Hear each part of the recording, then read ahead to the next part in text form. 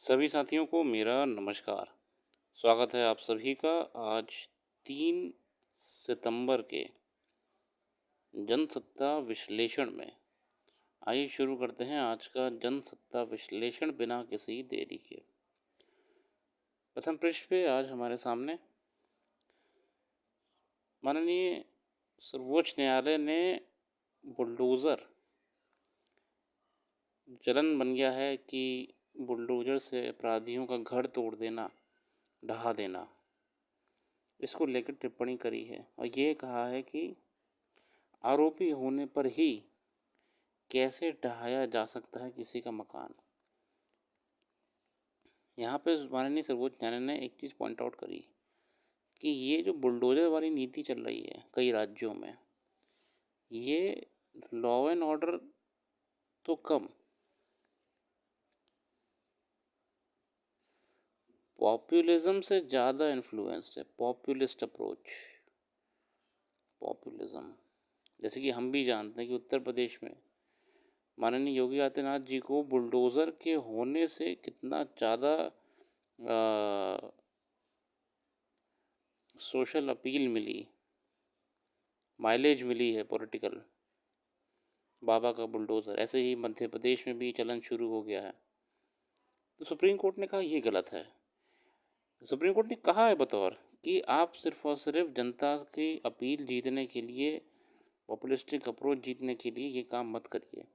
और सिर्फ अपराधी कह देने से अपराधी नहीं हो गया व्यक्ति। आप कैसे ढा सकते हैं किसी का मकान?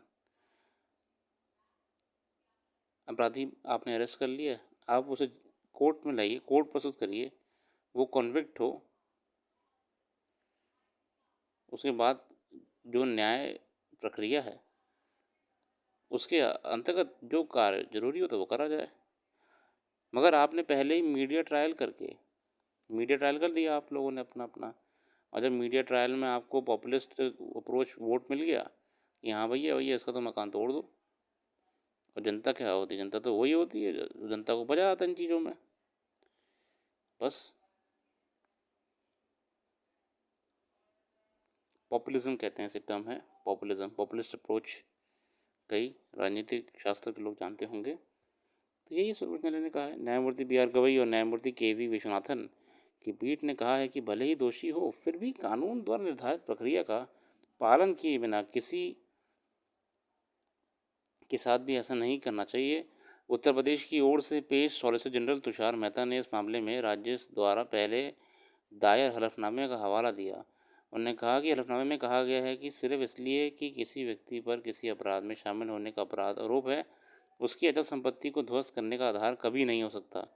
मेहता ने कहा कि राज्य ने कहा कि किसी अचल संपत्ति का ध्वस्तीकरण केवल किसी प्रकार के उल्लंघन के लिए और संबंधित नगर पालिका कानून या क्षेत्र के विकास प्राधिकरणों को नियंत्रित करने वाले कानूनों में निर्धारित प्रक्रिया के अनुसार हो सकता है ना। ये उन्होंने बेसिकली, जो सरकारी वकील थे, उन्होंने ये कहा कि भैया हम ऐसे किसी का मकान नहीं ढा रहे हैं। हम जो प्राधिकरण होते हैं, जैसे बीडीए होता है, डेवलपमेंट अथॉरिटी, नगर निगम होता है, हम उस आधार पर मकान या संपत्ति को तोड़ रहे हैं जब कोई इंक्रोचमेंट करा है, किसी ने कब्जा करा हुआ ज़मीन पे वगैरह वगैरह। ऐसे ऐसे हम इन कारणों की वजह से कर रहे हैं, है ना कि हम ऐसे किसी को तोड़ दे रहे हैं। तो पीठ ने ये कहा है कि आप यदि स्थिति को स्वीकार करते हैं तो हम इसे दर्ज करेंगे और सभी राज्यों के लिए निर्देश जारी करेंगे। हमें सार्वजनिक सड़कों पर किसी भी अनधिकृत निर्माण या अतिक्रमण को संरक्षण नहीं देंगे, यहाँ तक कि सार्वजनिक सड़कों पर बने मंदिरों को भी संरक्षण नहीं देंगे। तो कोर्ट ने ये कहा भैया अगर आप ये कहना चाह रहे हो कि भैया जो अनधिकृत है, जो कब्जा है, इंक्रोचमेंट है, उस वजह से आप कह रहे हो तो भैया ठीक है, फिर आप सब पे चलाओ लाठी फिर, है ना। अगर यही बात है तो फिर आप पूरे पूरे जिलों में अभियान चलाइए। तुषार मेहता साहब ने कहा कि वह दिखा सकते हैं कि अधिकारियों ने तोड़फोड़ पे काफ़ी मामले की नोटिस जारी किए थे। उन्होंने कहा कि इस विवाद को मेरे हलफनामे से ख़त्म किया सकता है जो मैंने काफ़ी समय पहले दाखिल किया था। इस मुद्दे पर दिशा निर्देश तैयार करने की आवश्यकता पर बल देते हुए पीठ ने कहा कि यह सुनिश्चित करना आवश्यक है कि ना तो कोई व्यक्ति किसी खामी का फ़ायदा उठाएगा और ना ही अधिकारी खामियों का फ़ायदा उठाए हैं। सरकार ने देखिए वही होता है कि अपना बयान देती है, उसमें बचाने का प्रयास करती है, यही चलता रहता है। फिलहाल हम बढ़ेंगे आज कल्प मेधा की ओर और संपत्ति की ओर, और शुरुआत करेंगे कल्प मेधा से। जैसे एक अच्छी तरह बिताया दिन सुखद नींद लेकर आता है, उसी तरह एक अच्छी तरह बिताया जीवन एक सुखद मौत लेकर आता है। लियोनार्डो दा विंची साहब ने जीवन का सार बता दिया। और आज का लेख है कुदरत के कोप का असर। ये लेख लिखा है ऋतुपूर्ण दवे साहब द्वारा। कुदरत के जब तब दिखते विध्वंसक रूप के लिए जिम्मेदार हम ही हैं। बाढ़ बारिश पहले भी होती थी, लेकिन तब तबाही का असर ऐसा मंजर नहीं होता था। हमने ये क्यों नहीं सोचा कि जिससे हमारा अस्तित्व है, जिसके कारण हम पृथ्वी पर जीवन की सारी गतिविधियों पर कर पाते हैं, उसकी भी तो कुछ आवश्यकता होंगी। बस इसी अनदेखी, लापरवाही, चूक या स्वार्थ का खामियाजा आज हम भुगत रहे हैं। प्रकृति हमें से देती है, लेती कुछ नहीं है। उसका मौन का हमने इतना अनुचित लाभ उठाया और उठाते चले जा रहे हैं कि उचित अनुचित का ध्यान ही नहीं रहा। देखिए, हम जानते हैं कि एनवायरनमेंट में हमने कई बार पढ़ा भी है कि एक कैरिंग कैपेसिटी होती है इकोसिस्टम की, जब तक वो झेल सकता है। एक पॉइंट के बाद जब वो नहीं झेल पाएगा तो भैया विध्वंसक रूप दिखा देगा अपना। पर्यावरण की क्षमता होती है, तो हमें उसको ध्यान रखना हमेशा। मानव ने सभ्यता और कथित विकास का मुखौटा क्या ओढ़ा, अपनी प्रगति की इकाइयों तय कहीं। प्राकृतिक संसाधनों का उपयोग स्वार्थ के लिए करना शुरू किया और विकास का सलावा देकर धरती, नदियों, जंगल, पहाड़ से लेकर आसमान तक के विरूपण का हथकंडा क्या अपनाया। प्रकृति अपना संतुलन खो बैठी। मतलब हम लोगों ने से अपनी मर्जी के जो जो मन में आ रहा है वो कर रहे हैं। हमें शहर चाहिए, नगरीकरण चाहिए, हमने क्या जंगल काट दो। हम भूले बैठे कि जिस तरह हम रोज़ श्रृंगार करते हैं, तरोताज़ा रहने के लिए अन्य गतिविधियाँ करते हैं, प्रकृति को भी तो वह ज़रूरत है। पहाड़, जंगल, नदियाँ इसके आभूषण हैं। मानव सभ्यता या विकास के नित नए सोपान चढ़ते हुए हम कैसे भूलते चले गए कि पहाड़, नदियाँ, जंगल और स्वच्छ आसमान ही हमारे जीवन के संरक्षक हैं। इन्हें ही हम समाप्त करने पर तुल गए हैं। भला कुदरत क्यों ना कपित हो। इसी अनदेखी या जाति की कीमत आज समूची मानवता किसी न किसी रूप में चुका रही है। बीते कुछ वर्षों में उत्तराखंड के दोनों मंडलों में काफ़ी कुछ नया हुआ है। विकास के नाम पर कुमाऊं और गढ़वाल के शहरी और निरा पहाड़ी अंचलों में काफ़ी कुछ निर्माण कार्य हुए हैं। चौड़ी सड़कों के लिए कटते जंगल और पहाड़ से बिगड़ते संतुलन को लेकर काफ़ी आवाज़ें उठी हैं। पर्यटन विकास के नाम पर शुरू की गई ढेरों जल और थल परियोजनाएं का असर भी दिखने लगा है। समूचे उत्तराखंड में भूमि, पहाड़, नदी, जंगल और की तासीर पर डेढ़ रपटों और शोधों के बावजूद सरकारी उदासी और अनदेखी से क्या लगता है कि इतना कुछ देखने, भोगने और जानने के बाद भी सरकारों के लिए क्या यह बड़ी चिंता का विषय नहीं है। देखिए, हम जानते हैं कितनी रिपोर्ट आती रहती है, हर साल कोई ना कोई रिपोर्ट आती रहती है। State of earth report, state of forest report, state of air quality report, air quality and pollution index, दुनिया भर की रिपोर्टें आती रहती हैं। रिपोर्टों का तो सबसे आभार लगा पड़ा, रिसर्चर्स का, अध्ययनों का तो बिल्कुल अंबार लगा पड़ा है कि इतनी इतनी मोटी मोटी फाइलें इकट्ठा हुए पड़ी हैं रिपोर्ट्स के नाम पे, मगर जो गवर्नमेंट है उसे इतना सा फर्क भी नहीं पड़ा है। अनदेखा कर रहे हैं, इग्नोरिंग द फैक्ट्स इम्प्लीमेंटेशन में। पश्चिमी घाट पर्वत श्रृंखला में बसा वयनाड, देखिए वयनाड के बारे में बहुत पहले कई साइंटिस्ट लोगों ने कहा था। साइंटिस्ट बेसिकली जो जियोग्राफी वाले होते हैं, उन्होंने कहा था कि वयनाड जो है ये है अपनी एक वैली, आपने इसमें बना दिए मकान और बसावट कर दी है। ये बहुत पहले क्लियर था कि वैली जो होती है उसमें लंबे समय से अगर पानी वानी का फ्लो नहीं हो रहा है या कोई प्राकृतिक चीज़ नहीं हो रही, तो इसका मतलब ये नहीं है कि वहाँ पे कभी नहीं होगी। जब कभी भी प्राकृतिक आपदा आएगी, पहाड़ों का ऊपर का जितना भी चट्टान, बड़े बड़े भूखंड हैं, अगर कोई प्राकृतिक आपदा आती है, बारिश बहुत देर तक होती है, ऊपर का ज़मीन कमज़ोर हो जाता है, जो ग्रिप होता है, तो सबसे पहले ये सारा जो माल है ये इन्हीं में आके गिरेगा। ये सबको पता है, सबको पता है। सबसे पहला काम तो यही होगा कि ऊपर से कमज़ोर होके यहाँ नीचे की तरफ आएगा, और हमने यहाँ पे पूरी मानव बस्तियाँ बसा रखी हैं, क्योंकि यही एक समतल जगह होती है, यही सपाट जगह भी होती है। होता क्या है, वायनाड जैसी आपदा हो जाती है, ये पूरा एरिया नष्ट हो गया उसमें। यही ऐसे पूरे लाइन से मकान वकान बने हुए थे सारे आपके यहीं क्षेत्र में आसपास, यही सब नष्ट हो गया। वायनाड में यही हुआ आपका, और ये घाटी और बड़ी हो गई उल्टा। इरोजन हुआ है ना, पहाड़ का इतना इतना पोर्शन कट के नीचे आ गया, इरोजन हो गया, थोड़ा सा अनटाइडी सा हो गया, क्षमा चाहता हूँ।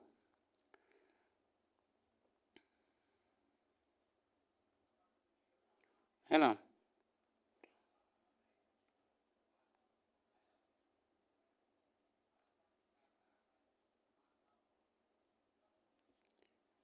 आगे बढ़ते हैं, तो हमने आपको समझाया कैसे वेनाड में उसी क्षेत्र में बसावट थी जहाँ पे अल्टीमेटली नीचे आके सारा रॉकी टेरेन, रॉकी मटेरियल आके गिरेगा, उस वजह से हमें भारी नुकसान हुआ। जितना आपका बोल्डर्स होते हैं, पूरा पूरा लैंड स्लाइड्स होता है, हेवी बारिश होने की वजह से सतह कमज़ोर हो जाती है, झेल नहीं पाती है पहाड़ का भारी वजन, और वो सरकते हुए नीचे आ जाता है। जगह जगह नावें भी चलना, ये बेसिकली जहाँ पे पानी की समस्या होती है वहाँ का बता रहे हैं। विविधतापूर्ण पर्यावरण क्षेत्र वाला भारत, जहाँ ठंडे गर्म स्थान, वहाँ एक बार कुछ अलग सोच भले बने, लेकिन विश्व के कई ठंडे क्षेत्रों की बदली परिस्थितियाँ रोंगटे खड़ी कर देती हैं। लैंसेट पब्लिक हेल्थ पत्रिका में प्रकाशित एक शोध चिंताजनक है। शोधकर्ता चिंतित है कि अगर वैश्विक तपिश की गति 3-4 डिग्री सेल्सियस तक पहुंच गई तो मौतों का आंकड़ा बेहद डरावना होगा। साथियों देखिए, वही समस्या है। अब देखो, आप एक तरफ जहाँ पे पहाड़ी क्षेत्रों में लैंडस्लाइड की समस्या आ रही है, वहाँ पे हमें जितने भी कोल्ड रीजन्स हैं, पोलर रीजन्स हैं, वहाँ पे हमें ग्लेशियर्स की पिघलने की समस्या आ रही है। यहाँ पे बहुत तेज़ गति से ग्लेशियर्स पिघल रहे हैं, ग्लेशियर्स आपके पिघल रहे हैं, वो समस्या आ रही है पोलर एरियाज में, वो भी समस्या है। मतलब पर्यावरण इस हिसाब से एक्सट्रीम कदम उठा रहा है कि हम लोग तो बिल्कुल परेशानी झेलेंगे। गर्मी इतनी बढ़ रही है कि यूरोप जैसी जगहों पे जहाँ पे तापमान सामान्यतः थोड़ा सा कम होना चाहिए, वहाँ पे तक गर्मी पड़ने लग गई। नवंबर 2023 में आई संयुक्त राष्ट्र की रिपोर्ट और विशेषज्ञों के अनेक शोधों में सामने आया है कि अगर वर्तमान नीतियों पर ही चलते रहे तो सदी के अंत तक ग्लोबल वार्मिंग को 3 डिग्री सेल्सियस तक ही सीमित किया जा सकेगा, यानी संभावना इससे ज़्यादा ही है। वर्ष 2100 के बाद तापमान में और वृद्धि की संभावना है, कारण जिस कार्बन उत्सर्जन को शुद्ध शून्य तक पहुंचने के दावे किए गए हैं, नेट ज़ीरो कार्बन एमिशंस, वह इन परिस्थितियों में दूर दूर तक संभव नहीं दिखता। जो बातें हमने करी हैं, नेट ज़ीरो कार्बन एमिशन करेंगे, ये करेंगे, वो करेंगे, हमारी तो छोड़िए, बड़े बड़े राजनेता हैं, प्राइवेट जेट से घूम रहे हैं, बड़े बड़े प्लेनों से घूम रहे हैं, पूरा एविएशन सेक्टर इतना कंट्रीब्यूट करता है पोल्यूशन को। कमर्शियल फैक्ट्रीज़ हैं आपकी, इंडस्ट्रीज़ हैं, सब चल रही हैं, कुछ बंद नहीं हुआ है, तो कुछ धरातल में है ही नहीं। जबकि जलवायु परिवर्तन, पर्यावरण परिवर्तन बहुत ही डेंजरस है। तभी आपको आज की तारीख में एक्सट्रीम वेदर इवेंट्स देखने को मिल रहे हैं कि नामीबिया में तो कभी सूखा आ गया है, ड्रॉट आ गया है। मणिपुर का संघर्ष, ये आप पढ़ लीजिएगा, और ऐसी अगला कसौटी पर कार्रवाई। इस बात को लेकर पिछले कुछ समय से सवाल उठने शुरू हो गए थे कि अगर कोई व्यक्ति किसी अपराध का आरोपी है तो सिर्फ इस कारण उसके घर को बुलडोज़र से कैसे गिरा सकता है। वही मैंने आपको बताया कि हो क्या रहा था आज तक, कि जो व्यक्ति सिर्फ बस इतना लग गया कि हाँ आरोपी है, तो सरकारें इसी आधार पे उस व्यक्ति का मकान पूरा ढहा दे रही थी। हालांकि सरकारों ने अपनी तरफ से ये पक्ष रखा है कि भैया हमने ऐसा कुछ नहीं करा है, हमने जो मकान ढहाया है वो हमने जांच में पाया कि भैया उसमें नियम नहीं थे, नगर निगम के, डेवलपमेंट अथॉरिटी के, नगर पालिका के। हालांकि अदालत ने कहा है कि हम इतने मूर्ख नहीं हैं। अदालत ने ये भी कहा है कि अगर आप इतना होशियारी दिखा रहे हो तो ठीक है, आप एक काम करिए, जहाँ जितना अतिक्रमण है आप सब हटाइए। आप अदालत ने यह तक कहा है कि कोई व्यक्ति भले दोषी हो फिर भी कानून द्वारा निर्धारित प्रक्रिया का पालन किए बिना ऐसे नहीं किया सकता है।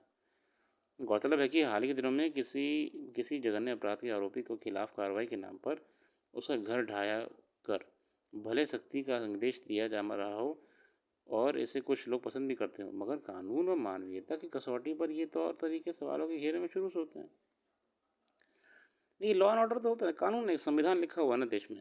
क्या संविधान सभा के मेंबर्स ने, ड्राफ्टिंग कमेटी मेंबर्स ने कहीं भी मेंशन करा था कि अगर कल को अपराधी सिर्फ नाम का अपराधी हो, सिर्फ नाम का अपराधी हो, उसका घर डाल देगा? नहीं, हर किसी का राइट है, और सुप्रीम कोर्ट ने इसी पॉइंट को एड्रेस करा है ना। मगर ये भी ध्यान रखने की ज़रूरत है कि अगर किसी आरोपी के घर को गिराने के क्रम में अतिक्रमण या अवैध निर्माण को आधार बनाया जाएगा, तो सभी नागरिकों के लिए व्यापक और समान दृष्टिकोण अपनाने की ज़रूरत होगी। और अगर आप ये कह रहे हो कि हमने जिनका मकान ढाया है उन्होंने नियमों का उल्लंघन करा था, तो भैया अगर आप इतने नियम में एक्टिवेटेड हो कि आप ये काम करो, तो ठीक है, आप एक काम करिए, आप अपने शहर के फिर सारे अतिक्रमण हटाइए। अगर आप ये कह रहे हैं कि भैया ये पर्टिकुलर चीज़ हमने नियम में पाई, ये जो मकान था ये इलीगल था, इसने इंक्रोचमेंट कर रखा था इतना, इसलिए हमने क्या करा, मकान तोड़ दिया ये वाला। तो न्यायालय ने कह दिया ठीक है भैया, अगर आप इतना इतना बढ़िया काम कर रहे हैं, वेल एंड गुड है, ऑल द बेस्ट, एक काम करो, तुम भी शहर के ना सारे अतिक्रमण हटाओ, सबके लिए बराबर रखो ना आप। बढ़ते हैं अगले आर्टिकल में। मणिपुर में, मणिपुर एक भी ऐसा संकेत नज़र नहीं आता जिससे पता चले कि सरकार मणिपुर में हिंसा रोकने का लेकर गंभीर है भी कि नहीं है। बहुत ही सही बात कही है। 1.25 साल से ऊपर हो गए, मगर अब भी वहाँ कुकी और मैतेई समुदाय के बीच संघर्ष जारी है। इन समूहों के उग्रवादी संगठन लक्षित हिंसा करने लगे हैं। अब तो पूरी पूरी खुले में लड़ाइयाँ होती हैं। वे पहले दूसरे समूह के लोगों को घेरों को चिन्हित करते हैं और फिर हमला कर देते हैं। इम्फाल में पश्चिम हिस्से में हुए ताज़ा हमले इसका उदाहरण है। उसमें एक महिला सहित 2 लोगों की मौत हो गई और 9 घायल हो गए। घायलों की गोली लगी है। इस घटना के बाद मुख्यमंत्री एन बीरेन सिंह ने संकल्प लिया है कि वह किसी भी चरमपंथी गुट को कट्टरपंथी और राष्ट्र विरोधी नहीं बनने देंगे। एक्सट्रीमिज्म अब तक गवर्नमेंट कंट्रोल ही नहीं कर पा रही है। मणिपुर सरकार के गृह मंत्रालय ने कहा है कि ताज़ा घटना में उग्रवादियों ने ड्रोन का उपयोग कर लक्षित हिंसा की है और ड्रोन से बॉम्ब गिराया था। समझना मुश्किल है कि मणिपुर में सक्रिय उग्रवादियों गतिविधियों पर नज़र रखना कितना मुश्किल क्यों बना हुआ है। जब सरकार की गवर्नमेंट है, होम मिनिस्ट्री है, IB है, रॉ है। अच्छी भी बात नहीं है कि मणिपुर का सारा संघर्ष सरकार की शिथिलता की वजह से पैदा हुआ है। बिल्कुल एक नर्म सा व्यू अपनाया हुआ है। शुरू में ही अगर सरकार ने दोनों समुदायों के बीच पैदा हुए गलतफहमी को दूर करने का प्रयास करा होता तो वैमनस्यता की आग इस हद तक नहीं भड़कने पाती। मगर सरकार ने तो ना तो बातचीत की पहल की और ना ही उपद्रवियों पर काबू पाने की कोशिश की। यही वजह है कि पिछले वर्ष हुई हिंसा के बाद कई थानों, शस्त्रागारों से हथियार लूट लिए गए और उनका हिंसा में इस्तेमाल होता रहा। पुलिस की मौजूदगी में महिलाओं को निर्वस्त्र घर घुमाने, उनसे बलात्कार और उनकी हत्या तक की घटनाएं हो चुकी हैं, मगर उन पर कार्रवाई तत्परता नहीं दिखाई गई है। अब तक 200 से अधिक लोग मारे जा चुके हैं। हज़ारों लोग अपने घर बार छोड़ के शिविरों में रह रहे हैं। मणिपुर के मामले में केंद्र सरकार का रवैया भी शुरू से सवालों के घेरे में रहा है। जिन राज्यों में विपक्षी दलों की सरकारें हैं वो उनसे छोटी छोटी सी घटना पर केंद्रीय गृह मंत्रालय तुरंत जवाब तलब कर लेता है, मगर मणिपुर के मामले में मौन साधे हुए ही दिखता रहता है।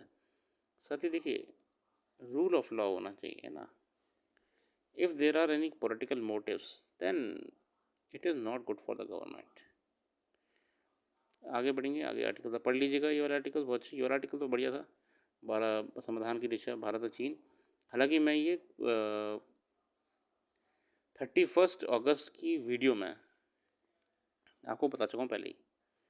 31 अगस्त की वीडियो में डिटेल मैंने बताया हुआ है, आप देख लीजिएगा, जाके समझ में आ जाएगा आपको मैं कहना क्या चाह रहा हूँ।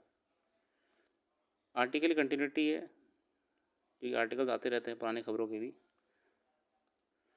फिलहाल अच्छा आर्टिकल आप बिल्कुल पढ़िएगा, अखबार का दिन पूरा करा करिए। मैं तो सिर्फ कोई ओवरव्यू देता हूँ कि भैया क्या आया है अखबार में, क्या पढ़ना है, क्या नहीं पढ़ पाना है। तो फिर इसी साथ हम देखते हैं आज मेरी मेडल की तालिका क्या हुई है।